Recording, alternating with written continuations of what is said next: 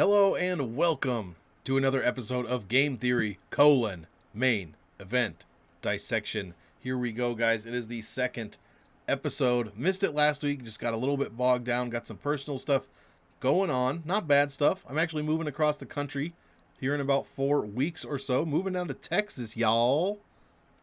Might need to get a different hat, at least a bigger hat, that's for sure. And a shitload of guns as well. Anyways, I digress. Yeah, this is the second episode between Chito, Vera, and we've got Cory Sandhagen in the other corner. Bruce is above us, keeping watch over us all. So without further ado, guys, let's take about 10-15 minutes and dive deep into some stats for the main event. First slide, we've got some basic, here I am. I'm down here, can you see me? Basic DFS information. Raw DraftKings points per minute. The left column, as you can see, says UFC. That's his UFC career. The right column says last 5. If you can imagine, that means just the last 5 fights. So 3.62 points per minute for Sandhagen. Just over 3 in his last 5. So he is dropping off, only allowing, just under 3 points overall, basically, for his career. Let's just keep going down the Sandhagen side. Actually, before I even start there, as you can see, top left corner, we've got all of Sandhagen's stats: 5'11", switch stance fighter, blah blah blah. 15-4 as a pro, 8-3 in the UFC, 3-2 in his last 5, and then his UFC finish numbers: 5 KO TKOs, 1 sub win, 1 sub loss, and 2 decision wins, 2 losses as well. Chito Vera, 5'8", 70-inch reach, 22-7-1 as a pro, 14-6 in the UFC, 4-1 in his last 5, 7 KOs, 4 subs, 3 decision wins, 6 decision losses. Chito Vera with wins over Cruz, Font, Edgar Grant, and a loss to Aldo. Meanwhile, Sandhagen has beat Song Yadong, Frankie Edgar, Marlon Moraes, lost to Peter Yan and TJ Dillashaw. Woof! And then lastly, Sandhagen is the more expensive fighter this week, 8,600 versus 7,600 for Chito. Now, not all of these stats will be DraftKings stats, but a lot of them probably will be. But they do kind of relate or transfer, whatever you want to say, to overall performance. Meanwhile, now that that's all settled, the raw DraftKings points per minute we already talked about. Sandhagen with a very high ceiling, 123, and a very low floor in his career, 12.94. But in his last 5, it's not bad, 120 and 60 for a floor. DraftKings points per win, very consistent, right about 105 points, and his opponents only score about 22 on average when he wins. DraftKings points per loss, very good. In his career, 46 points per loss, 69 points is what he puts up in his last 5 per loss. I think he's, what is he in his last 5? 3-2. So over those 2 losses, he has put up 69 points, giving up a ton when he loses, though, as you can see, 109, almost 110 in those last 2 losses. Average salary for Sandhagen, 8,700 and a 10.37 average value. Let's see here. Chito Vera, lower numbers than Sandhagen, but in his last 5, he is really taken off. Actually, yeah, 0.7 points above his career average. 3.53 points is what Chito scores per minute, but he allows more than that, 3.57. In his UFC career, 108.89 is what he scores per win. 118.5 over his last 5. Or sorry, no, that's his ceiling. I can't read. His ceiling is 118.5. Floor is 32, so not terrible. DraftKings points per win significantly lower than that. In his career, 94. But in his last 5, 10 points better, 104. Let's see. And in his loss, only about 30 to 32, 33 points. Average salary, 85.75. Average value, though, much better than Sandhagen's 12.14. Guys, who's going to win this slide? It's going to be Sandhagen. I mean, Chito Vera is scoring better per minute over his last 5, and he has a lower salary with a better value. Those are the 3 categories Chito wins, but it's Sandhagen everywhere else. So very good numbers here from both guys, but a little bit better from Sandhagen. Next slide, and guys, there's only 6 slides. I promise we'll get you out of here in about 15 minutes, and the first 3 take the longest. Advanced DFS. These are all DraftKings points scored, by method. So striking DraftKings points per minute for Sandhagen, 2.73 in his career, 2.47 in his last 5. Meanwhile, for Chito Vera, significantly lower in the striking points, 1.86 per minute 2.33 in his last 5. He allows 2.9 points per minute just in striking. That is a ton. That is a ton of volume coming his way. But he takes that volume. He doesn't even look like he's been hit most of the time. Knockdowns per minute. Excuse me, got a tickle in my throat. A decent amount of points for Sandhagen. 0.3 is very good. Chito's killing that. I think he has like 7 knockdowns or something crazy in his last 3. It's a lot of knockdowns. But on average in these UFC career, half a point per minute. And in his last 5, 0.81 points per minute in knockdowns. Yeah, 7. He knocked down Cruz 3 times, Font 3 times, and Edgar once. Takedown points per minute, very, very even. I mean, Sandhagen winning by 0.01 points per minute. Control time also very even, but Chito has stepped his game up in his last 5. 0.22 points per minute, allowing a ton go. Both of these guys allowing a ton of points in control time. And then reversal points, basically negligent. Actually, it's not negligent for Sandhagen, but it's pretty much negligent for Mr. Chito Vera. Guys, how did we do in this one? Chito wins the knockdowns per minute, and it's not even close. And then he wins the control time points per minute in his last 5. Other than that, it's Cory Sandhagen. Many more points per minute and more consistently spread out across all 5 categories. But the takedown points are not a ton, and the control time or the reversal time is not a ton either. So really it comes down to the striking. But that's where most of this fight, I would imagine, is going to take place. So that's kind of a big category for this one. Next slide, advanced pacing. This one's a bit confusing, but it is the most interesting to me.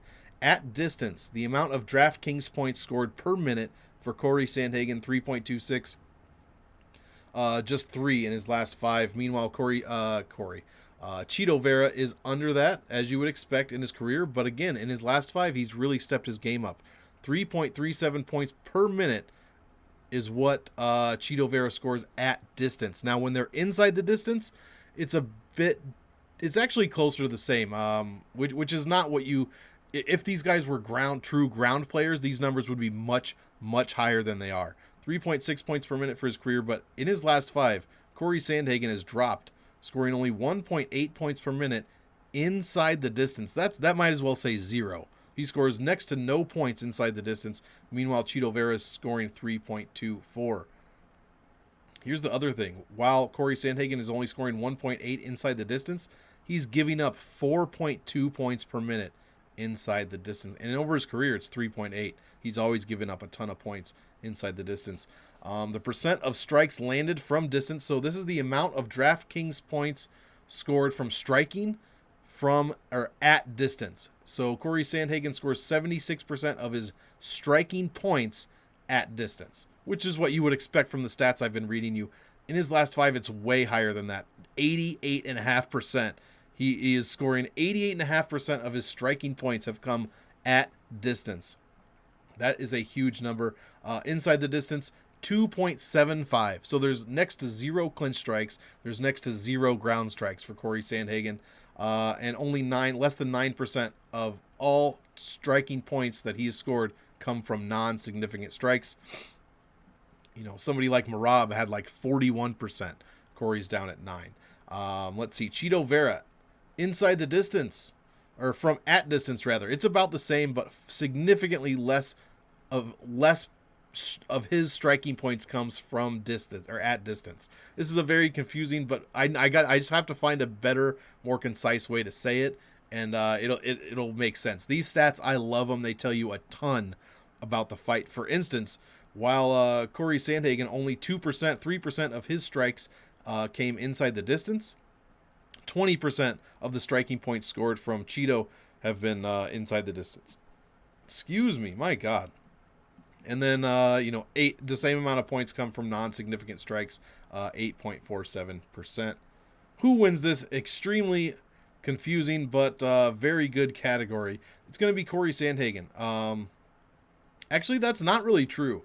It's pretty split. In his career, it's Sandhagen, but over the last 5, like I said, Chito's really stepped up his distance game and his scoring game in general. So I think it's pretty even though Cory has more checks than Chito does. The last 5 mean a lot to me, so I really think Chito winning 3 of those says a lot. Next slide, strength of schedule. Here's where we will pick up the pace.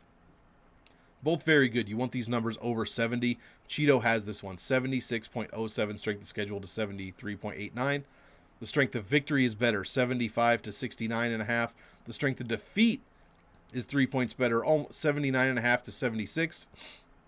The opponent pro record in their last 5, 113 and 35 to 99 and 39. And the average record of opponents per win. So when these guys win, what is their opponent's average record? 22 and 10 for Sandhagen, very good. 21 and 7 for Vera. There it is, guys. Every single category in the strength of schedule goes to Marlon, Chito, Vera, and this might be one of the most important categories out of the entire video is the strength of schedule. All 5 going to Chito Vera here, so that definitely says something. Next slide, basic optimal stats. I mean, this is Cory Sandhagen. 3 of his last 4 fights, he's been on the optimal lineup, 75%. He's made optimal 150% of his wins. How's that possible? Excuse me. He made the optimal lineup against Peter Yan when he lost. He scored 78.8 points in that loss at 7,400, and he made the optimal lineup in a loss. Other than that, I believe he made it when he beat Frankie Edgar, and I believe he made it when he beat Marlon Mariah. No, that would have been Song Yadong. So yeah, making it in a loss is a huge, huge deal. Scoring ratio 1.34 to 1. Average ownership 35, almost 36%. That is a lot. Meanwhile, Chito Vera only making it 1 out of 4 times. 25% optimal, 25% optimal on a win. Outscores his opponent 1.5 to 1, so a better scoring ratio. And better ownership too, although we're like a point different. Just 34.5% owned. So he is going to get the check there for being lower owned on average. And he's going to get the check for scoring ratio. But as far as optimal stats go, it's Cory Sandhagen, and it's not even close. Next slide and last slide, guys. It would not be a Monk Petition video if you didn't get some salary voodoo in there. Last slide. Here is what I mean when I guess that was a different video. These salaries are both very good to play for DraftKings, especially the favorite salary of 8,600. It was the first salary. As you can see, all stats have been tracked for this category since 2021. The first salary since 2021 to make the optimal lineup 30 times was 8,600. That is a 34, almost 35% optimal rate. Might not sound like much, but anything over 25 is damn good, and anything over 30 is amazing. We're almost at 35%, guys. 35% optimal is a crazy good number. 65% win rate. When it does win, it makes the optimal lineup 53.5% of the time, scoring 113.5 per win. Sorry, guys, I got this tickle in my throat. Will not go away. The dog side, not terrible. Not great. Not terrible. Has made the optimal lineup 20 times out of 86 uses. So if you could do math, these two salaries have fought each other 86 times since the beginning of 2021. 50 times out of 86, one of them has made the optimal lineup. Target this fight, guys. And I think 60% of the main event fighters make optimal. Target this fight. Chito, 23.26% optimal rate. That is not the best, but it's not the worst. We're not at that 25% mark, but we are pretty close. Salary win rate only 32.5%, but when it does win, over 71% optimal, scoring 108.5 points when it does win. The optimal goal for 7,600 is 101. For 8,600 is 114.5. That's not terrible. Who wins the salary voodoo? It's going to be Cory Sandhagen, and not really close. The only category Chito Vera wins is the percentage optimal in wins. Otherwise, 8,600 is a fantastic salary to play. Again, guys, the first salary to ever make the optimal lineup 30 times since 2021, a 35% optimal rate. That means 35% of the time it walks into the cage, it comes out on the optimal lineup. You have to target this fight. I absolutely love it for DraftKings. And that is the salary voodoo portion. Guys, we did it. Just under 15 minutes. I'll try to wrap this up. Hopefully that was a deep enough dive for you, a deep enough dissection for you to make your pick and help you make some bets, put your DraftKings lineups in, etc., etc.